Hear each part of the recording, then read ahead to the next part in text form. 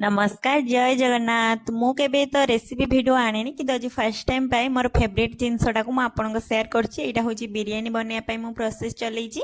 एटा प्रथमे गोटे हांडी रे पानी आउ गुजराती लवंग दालचीनी माने सब खड़ा मसला आउ जीरा आउ टिके तेल आउ घिओ आउ लुण ए सब को मिसई सारा पर एटा को टिके फुटिया पाई छाड़ी देबे।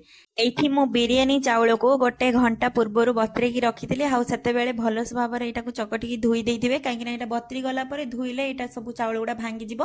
तापर मु एथरे चाउल देइ देइथिले आउ एठी सोयाबीन किछि वेजिटेबल भी काटि नेइथिले। आपण माने देखि पारथे मु कोन कोन सब काटिछि से अनुसार आपण एथिरे फुलकोबी भी पकई पारिबे ग्रीन मटर पकई पारिबे आपण अनुसार आपण नेबे।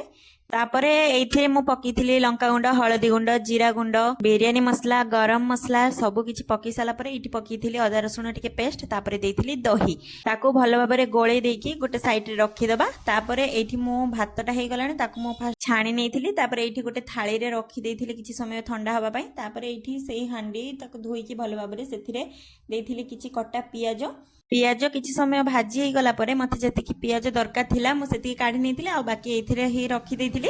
तापरे एथिरे किछि गोटा मसला देइ देइथिले। तापरे देइथिले गोळे रखिथिबा जो मसला आलू सब गोळे की रखिथिला मे जो वेजिटेबल। तापरे किछि हे गला परे ताको 50% बाहर कर देबे। तापरे सेथिरे देइ देबे भाती गरम मसला पियाज बिरयानी मसला लुण घिओ सब टिके पके देकी गोटे लेयर ठीक सेम प्रोसेस रे आउ थरे मसला आलूटा देकी ता ऊपर भात देकी सब एमती मसला गुडा पके देबे।